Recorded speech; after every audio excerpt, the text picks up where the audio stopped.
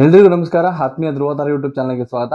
ಸ್ನೇಹಿತರೆ, ಇವತ್ತು ಅಣ್ಣವ್ರದ್ದು ಒಂದು ದೊಡ್ಡ ಸಿನಿಮಾ ರಿಲೀಸ್ ಆಗ್ತಿದೆ.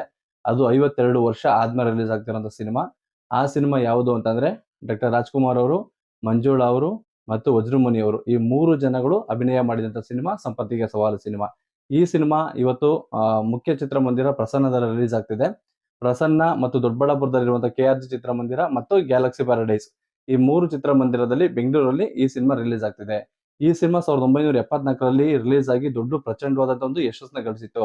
ಈ ಸಿನಿಮಾ ಇದಾಗ್ಲೇ ಹಲವಾರು ಬಾರಿ ಮರು ಬಿಡುಗಡೆ ಆಗಿದ್ರು ಕೂಡ ಈ ಸರಿ ಏನಾಗಿದೆ ಅಂತಂದ್ರೆ ಒಂದ್ ಸ್ವಲ್ಪ 7.1 ಸಿಸ್ಟಮ್ ನ ಆಡ್ ಮಾಡಿದ್ದಾರೆ. ಒಂದ್ ಸ್ವಲ್ಪ ಕ್ಲಾರಿಟಿ ಬರುತ್ತೆ. ಅಂದ್ರೆ ಹಳೆ ವಿಡಿಯೋ ಎಲ್ಲ ಒಂದ್ ಸ್ವಲ್ಪ ಕ್ಲಾರಿಟಿ ಎಲ್ಲ ಹೋಗ್ತಿತ್ತು, ರೀಲ್ ಎಲ್ಲ ಹಾಳಾಗಿರ್ತಿತ್ತು. ಅದನ್ನೆಲ್ಲ ಅಳಿಸಿ ಹೊಸದಾಗಿ ಒಂದು ತಂತ್ರಜ್ಞಾನ ಯೂಸ್ ಮಾಡಿ ರಿಲೀಸ್ ಮಾಡ್ತಿದ್ದಾರೆ. ಈ ಸಿನಿಮಾ ಮಂಜುಳಾ ಅಭಿನಯಕ್ಕೆ ಸಾಕಷ್ಟು ಹೆಸರಾಗಿತ್ತು. ಯಾವ ತರ ಅಂತಂದ್ರೆ ಈ ಸಿನಿಮಾ ತೆಲುಗು ಮತ್ತು ತಮಿಳು ಮಲಯಾಳಂ ಬಿಡುಗಡೆ ಆಗುತ್ತೆ.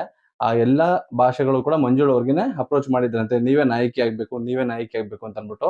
ಮಂಜುಳಾ ಅವರು ಡೇಟ್ಸ್ ಇಲ್ದಿರೋ ಕಾರಣ ತೆಲುಗು ಮತ್ತು ತಮಿಳು ಎರಡರಲ್ಲೂ ಕೂಡ ಅವರೇ ನಾಯಕಿಯಾಗಿ ಅಭಿನಯ ಮಾಡ್ತಾರೆ. ಕಲ್ಗಿ ಮತ್ತು ಭದ್ರಾ ಈ 2 ಕ್ಯಾರೆಕ್ಟರ್ ನಡುವೆ ನಡೆಯುವಂತ ಸಂಭಾಷಣೆ ಈ ಚಿತ್ರದ ಪ್ರಮುಖ ಹೈಲೈಟ್ ಆಗಿತ್ತು. ಮತ್ತು ಈ ಸಿನಿಮಾದಲ್ಲಿ ಅಣ್ಣವರು ಒಂದು ಸಾಂಗ್ ನ ಆಡ್ತಾರೆ. ಆ ಸಾಂಗ್ ಯಾವುದು ಅಂತಂದ್ರೆ ಯಾರೇ ಕೂಗಾಡಲಿ ಅಂತ ಅಂದ್ಬಿಟ್ಟು.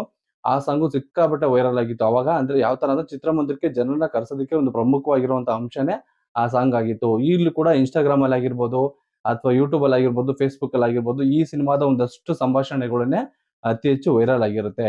ಈ ಸಿನಿಮಾ ಯಾವ ತರ ಒಂದು ದಾಖಲೆ ಬರೆದಿತ್ತು ಅಂದ್ರೆ ಆಗಿನ ಕಾಲದಲ್ಲಿ 25 ಚಿತ್ರಮಂದಿರದಲ್ಲಿ 30 ವಾರಗಳ ಕಾಲ ಭರ್ಜರಿ ಪ್ರದರ್ಶನ ಕೂಡ ಈ ಸಿನಿಮಾ ಕಾಣುತ್ತೆ.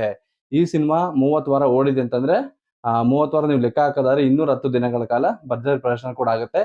ಬೆಂಗಳೂರಲ್ಲಿ ರಿಲೀಸ್ ಆದಂತ ಅಷ್ಟು ಚಿತ್ರಮಂದಿರದಲ್ಲಿ ಈ ಸಿನಿಮಾ 100 ದಿನಗಳ ಕಾಲ ಭರ್ಜರಿ ಪ್ರದರ್ಶನ ಕಾಣುತ್ತೆ. ಈ ಸಿನಿಮಾ ಶುರುವಾಗಿದ್ದು ಯಾವ ತರ ಅಂತಂದ್ರೆ ಪಾರ್ವತಮ್ಮ ರಾಜ್ಕುಮಾರ್ ಅವರು ಅಣ್ಣವ್ರಿಗೆ ಹೇಳ್ತಾರಂತೆ, ರಾಮನಗರದಲ್ಲಿ ಒಂದು ನಾಟಕ ನಡೀತಿರುತ್ತೆ, ಅಲ್ಲೋಗಿ ನಾಟಕ ನೋಡಿ ಅಂತ ಅಂದ್ಬಿಟ್ಟು. ಅಂದ್ರೆ ರಾಮನಗರ ಜಿಲ್ಲೆ ಕನಕಪುರ ಒಂದು ತಾಲೂಕು ಇರುತ್ತೆ ಅಲ್ಲಿ. ಆಗ ಅಣ್ಣವ್ರು ಆ ನಾಟಕ ನೋಡ್ಕೊಂಡ್ ಬರ್ತಾರೆ. ನೋಡ್ಕೊಂಡ್ ಬಂದು ಇದನ್ನ ಸಿನಿಮಾ ಮಾಡ್ಬೋದು ಅಂತ ಕೇಳಿದಾಗ ಸರಿ ಆಯ್ತು ಮಾಡೋಣ ಅಂತ ಅಂದ್ಬಿಟ್ಟು ಪಾರ್ವತಮ್ಮ ರಾಜ್ಕುಮಾರ್ ಅವ್ರಿಗೆ ಸಿಕ್ಕಾಪಟ್ಟೆ ಆಸೆ ಇರುತ್ತೆ ಈ ಸಿನಿಮಾ ಮಾಡೋದಕ್ಕೆ. ಆಗ ಅವರು ಪಾರ್ವತಮ್ಮ ರಾಜ್ಕುಮಾರ್ ಸರಿ ಈ ಸಿನಿಮಾ ಮಾಡೋಣ ಅಂತ ಅಂದ್ಬಿಟ್ಟು ಒಬ್ರು ನಿರ್ಮಾಪಕರನ್ನ ಹಿಡಿದು ಈ ಸಿನಿಮಾನ ಮಾಡ್ತಾರೆ. ಈ ಸಿನಿಮಾ ಅಣ್ಣವ್ರಿಗೆ ಮೊದಲು ಬೇಡ ಅನ್ಸಿರುತ್ತೆ. ಯಾಕಂದ್ರೆ ಹಳ್ಳಿ ಭಾಗದ ಕಥೆಗಳನ್ನ ನಾವು ಸಾಕಷ್ಟು ಮಾಡಿದೀವಿ, ಮತ್ತೆ ಮತ್ತೆ ಅದನ್ನೇ ಹೇಳ್ದಂಗ್ ಆಗುತ್ತೆ ಅಂತ ಅಂದ್ಬಿಟ್ಟು. ಆಗ ಪಾರ್ವತಮ್ಮ ರಾಜ್ಕುಮಾರ್ ಅವರು ಇಲ್ಲ ಈ ಸಿನಿಮಾ ಮಾಡಿ, ಈ ಸಿನಿಮಾ ತುಂಬಾ ಚೆನ್ನಾಗಿ ಗೆಲ್ಲುತ್ತೆ ಅಂದಾಗ ಮೊದಲು ಆಯ್ಕೆ ಆಗಿದ್ದೆ ವಜ್ರಮುನಿ ಅವರು. ಯಾಕೆಂದ್ರೆ ವಿಲನ್ ಪಾತ್ರಕ್ಕೆ ಅಣ್ಣವ್ರು ಸಜೆಸ್ಟ್ ಮಾಡಿದ್ರಂತೆ ವಜ್ರಮುನಿ ಅವ್ರನ್ನ. ಯಾಕೆಂದ್ರೆ ಅವ್ರು ತುಂಬಾ ಚೆನ್ನಾಗಿ ಆಕ್ಟ್ ಮಾಡ್ತಾರೆ ಅಂತ ಅನ್ಬಿಟ್ಟು. ಈ ಸಿನಿಮಾ ಸ್ಟೋರಿ ಕೂಡ ಅದೇ ತರನೇ ಇತ್ತು. ಯಾವ ತರ ಅಂತಂದ್ರೆ ಒಬ್ಬ ಭೂ ಮಾಲೀಕನ ವಿರುದ್ಧ ಒಬ್ಬ ನಾಯಕ ಸಿಡಿದೆದ್ದು ಹೋರಾಟ ಮಾಡುವಂತ ಕಥೆನೇ ಈ ಸಿನಿಮಾದಾಗಿತ್ತು. ಅದ್ ಮತ್ತು ಒಂದು ಗರ್ವ ಅಥವಾ ಒಂದು ಕೊಬ್ಬು ತುಂಬಿದಂತ ಒಂದು ತಂದೆ ಮತ್ತು ಮಗಳಿಗೆ ಪಾಠ ಕಲಿಸುವಂತಹ ಕೆಲಸನೇ ಈ ಸಿನಿಮಾದಲ್ಲಿ ಅಣ್ಣವ್ರು ಮಾಡಿದ್ರು. ಅಣ್ಣವ್ರ ಅಭಿನಯ ಯಾವ ತರ ಇತ್ತು ಅಂತಂದ್ರೆ ಅಣ್ಣವ್ರನ್ನ ಅಲ್ಲಿವರೆಗೂ ಕೂಡ ಅಷ್ಟೊಂದು ಅಗ್ರೆಸಿವ್ ಆಗಿ ಯಾವೊಂದು ಸಿನಿಮಾದಲ್ಲೂ ಕೂಡ ತೋರಿಸಿರ್ಲಿಲ್ಲ. ಅಣ್ಣವ್ರು ಯಂಗ್ ಏಜ್ ಅಲ್ಲಿ ಅಗ್ರೆಸಿವ್ ಆಗಿದ್ರೆ ಹೇಗಿರ್ತಿದ್ರು ಮತ್ತು ಅವ್ರ ಅಭಿನಯ ಯಾವ ತರ ಇರ್ತಿತ್ತು, ಅತಿ ಹೆಚ್ಚು ಕಮರ್ಷಿಯಲ್ ಆಗಿದ್ದಂತ ಈ ಸಿನಿಮಾ ಅಲ್ಲಿವರೆಗೂ ಕೂಡ ಅಣ್ಣವ್ರು ಯಾವೊಂದು ಸಿನಿಮಾದಲ್ಲಿ ಇಷ್ಟೊಂದು ಕಮರ್ಷಿಯಲ್ ಆಗಿ ಆಕ್ಟ್ ಮಾಡೇ ಇರ್ಲಿಲ್ಲ. ಯಾಕಂದ್ರೆ ಅಣ್ಣವರು ಫಿಸಿಕಲ್ ಈ ಸಿನಿಮಾದಲ್ಲಿ ತುಂಬಾ ಅದ್ಭುತವಾಗಿ ಕಾಣಿಸ್ತಾರೆ. ಅವ್ರ ನಟನೆ ಅಷ್ಟು ಅದ್ಭುತವಾಗಿತ್ತು. ಅಣ್ಣವ್ರಿಗೆ ಬೇರೆ ಭಾಷೆಗಳಲ್ಲೆಲ್ಲ ಆಫರ್ ಕೂಡ ಬಂದಿತ್ತಂತೆ. ನಾವು ನಿಮ್ಗೆ ಅಷ್ಟು ದುಡ್ಡು ಕೊಡ್ತೀವಿ, ಇಷ್ಟು ದುಡ್ಡು ಕೊಡ್ತೀವಿ, 1 ಕೋಟಿ ಕೊಡ್ತೀವಿ, 50 ಲಕ್ಷ ಕೊಡ್ತೀವಿ, ಬಂದು ಆಕ್ಟ್ ಮಾಡಿ ಅಂತ ಅನ್ಬಿಟ್ಟು. ಆದ್ರೆ ಅಣ್ಣವ್ರು ಯಾವ್ದೇ ಕಾರಣಕ್ಕೂ ನಾನು ಕನ್ನಡ ಬಿಟ್ಟು ಬೇರೆ ಸಿನಿಮಾಗಳನ್ನ ಮಾಡಲ್ಲ ಅಂತ ಹೇಳಿ ಕನ್ನಡ ಒಂದಕ್ಕೆ ಮಾತ್ರ ಮಾಡ್ತಾರೆ. ಮಂಜುಳಾ ಅವರು ತೆಲುಗು ಮತ್ತು ತಮಿಳಲ್ಲಿ ಕೂಡ ನಾಯಕಿಯಾಗಿ ಅಭಿನಯ ಮಾಡ್ತಾರೆ. ಮತ್ತು ಈ ಸಿನಿಮಾದ ಬಜೆಟ್ ವಿಚಾರಕ್ಕೆ ಬರೋದಾದ್ರೆ ಈ ಸಿನಿಮಾ ಆಗಿನ ಕಾಲದಲ್ಲೇನೆ ಬಜೆಟ್ ಎಷ್ಟು ಅಂತ ಇಲ್ಲೂ ಕೂಡ ಯಾರು ಕೂಡ ಹೇಳಿಲ್ಲ. ಯಾಕಂದ್ರೆ 1974ರಲ್ಲಿ ಈ ಸಿನಿಮಾ ಕೆಲಸ ಮಾಡಿದಂತವ್ರು ತುಂಬಾ ಜನ ಈಗ ಇಲ್ಲ. ಮಂಜುಳಾ ಅವರು ಕೂಡ ಇಲ್ಲ, ಅಣ್ಣವ್ರು ಕೂಡ ಇಲ್ಲ. ಅದೇ ತರ ಸಾಕಷ್ಟು ಜನ ಪಾರ್ವತಮ್ಮ ರಾಜ್ಕುಮಾರ್ ಆಗಿರ್ಬೋದು, ಉದಯ್ ಶಂಕರ್ ಆಗಿರ್ಬೋದು, ಇವ್ರು ಯಾರು ಕೂಡ ಇನ್ನೂ ಕೂಡ ಇಲ್ಲ. ಹಾಗಾಗಿ ನಾನು ಒಂದಷ್ಟು ಕಡೆ ಹುಡುಕ್ತೆ, ಸಿನಿಮಾದ ಬಜೆಟ್ ಎಲ್ಲೂ ಕೂಡ ನನಗೂ ಕೂಡ ಸಿಗ್ಲಿಲ್ಲ. ಆದ್ರೆ ಸಿನಿಮಾದ ಕಲೆಕ್ಷನ್ ಮಾತ್ರ ಕೆಲವೊಂದು ಕಡೆ ಅಂದಾಜು ಅಂದ್ರೆ IMDb ಏನಿದೆ ಅದ್ರ ಪ್ರಕಾರ ಒಂದು ಅಂದಾಜು ಅಂತ ಅಂದ್ಬಿಟ್ಟು 4.2 ಕ್ರೋರ್ ಅಂತ ತೋರಿಸ್ತಿತ್ತು. ಅಂದ್ರೆ 1974, 75ರಲ್ಲಿ ಈ ಸಿನಿಮಾ 4.25 ಕೋಟಿ ಕಲೆಕ್ಷನ್ ಕೂಡ ಮಾಡಿತ್ತು. ಯಾಕಂದ್ರೆ ಅಣ್ಣವ್ರ ಸಿನಿಮಾಗಳು ಆಗ ಪ್ರತಿಯೊಂದು ಸಿನಿಮಾಗಳು ಯಾವ್ದೇ ರಿಲೀಸ್ ಆದ್ರೂ ಕೂಡ ಒಂದು 4 5 ಕೋಟಿ ಕಲೆಕ್ಷನ್‌ಗಳನ್ನ ಮಾಡ್ತಿತ್ತು. ಬಜೆಟ್ ಅಣ್ಣವ್ರ ಸಿನಿಮಾಗೆ ಹಾಕ್ತಿದ್ದು 40 45 ಲಕ್ಷ ರೂಪಾಯಿನ ಅಣ್ಣವ್ರ ಸಿನಿಮಾಗಳಿಗೆ ಬಜೆಟ್ ಹಾಕ್ತಿದ್ರು.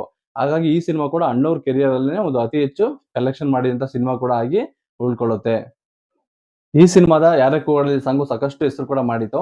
ಆ ಸಾಂಗ್‌ನ ಹಿಂದಿನ ಕಥೆ ಏನು ಅಂತಂದ್ರೆ, ಈ ಒಂದು ಸಾಂಗ್‌ನ ಅಣ್ಣವ್ರೇ ಆಡ್ಬೇಕು ಅಂತ ಅನ್ಬಿಟ್ಟು ಇಳಿಯರಾಜು ಅವರು ಸಜೆಸ್ಟ್ ಮಾಡ್ತಾರೆ. ಅಂದ್ರೆ ಇಳಿಯರಾಜು ಅವರು ಈ ಸಿನಿಮಾದ ಒಂದು ಸಹ ನಿರ್ದೇಶಕರಾಗಿ ಕೆಲಸ ಮಾಡ್ತಿರ್ತಾರೆ. ಸಂಗೀತ ನಿರ್ದೇಶಕರಾಗಿ ಕೆಲಸ ಮಾಡ್ತಿರ್ತಾರೆ. ಈ ಸಿನಿಮಾಗೆ ಸಂಗೀತ ಕೊಟ್ಟಿದ್ದು ಜಿ.ಕೆ. ವೆಂಕಟೇಶ್ ಅವರು. ಅವರ ಒಂದು ಅಸಿಸ್ಟೆಂಟ್ ಆಗಿ ಇಳಿಯರಾಜು ಅವರು ಇರ್ತಾರೆ. ಅವರು ಎಲ್ಲಾ ಸಾಂಗ್‌ನು ಪಿ.ಬಿ. ಶ್ರೀನಿವಾಸ್ ಆಡ್ಸಿದ್ರೆ ಅಷ್ಟು ಚೆನ್ನಾಗಿ ಬರೋದಿಲ್ಲ. ಹಾಗಾಗಿ ಅಣ್ಣವ್ರ ಕೈಲಿ ಆಡ್ಸೋಣ ಅಂತ ಹೇಳ್ತಾರೆ. ಅಣ್ಣವ್ರು ಕೂಡ ಬೇಡ ಈ ಸಾಂಗ್ ನಾನು ಆಡೋದು, ಅವರೇ ಆಡ್ಲಿ ಅಂತ ಹೇಳಿರ್ತಾರೆ.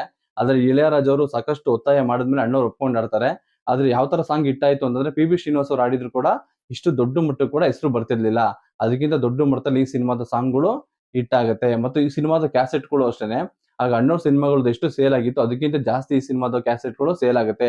ಆಗಿನ ಕಾಲಕ್ಕೆನೆ ಒಂದಷ್ಟು ಮಾಹಿತಿ ಇರೋ ಪ್ರಕಾರ 47 ಲಕ್ಷ ಕ್ಯಾಸೆಟ್ ಈ ಸಿನಿಮಾದು ಸೇಲ್ ಆಗಿತ್ತಂತೆ. ಈ ಸಿನಿಮಾ ಬಜೆಟ್ ಏನ್ ಹಾಕಿದ್ರು ದುಡ್ಡು ಅದನ್ನ ಈ ಸಿನಿಮಾ ಕ್ಯಾಸೆಟ್ ಅಲ್ಲಿ ಕೂಡ ವಾಪಸ್ ತಗೊಂಡ್ಬಿಟ್ಟಿತ್ತು. ಈ ಸಿನಿಮಾ ಒಟ್ಟಾರೆಯಾಗಿ 4 ಕೋಟಿಗೂ ಅಧಿಕ ಕಲೆಕ್ಷನ್ ಮಾಡ್ತು ಅಂತ ಹೇಳ್ತಾ ವಿಡಿಯೋನ ಇಲ್ಲಿ ಮುಗಿಸ್ತಿದೀನಿ. ಎಲ್ರಿಗೂ ಧನ್ಯವಾದಗಳು. ಅಡೆವರೆಗೂ ನಮ್ ಋಣದಲ್ಲೇ ಸಾಯ್ಬೇಕು.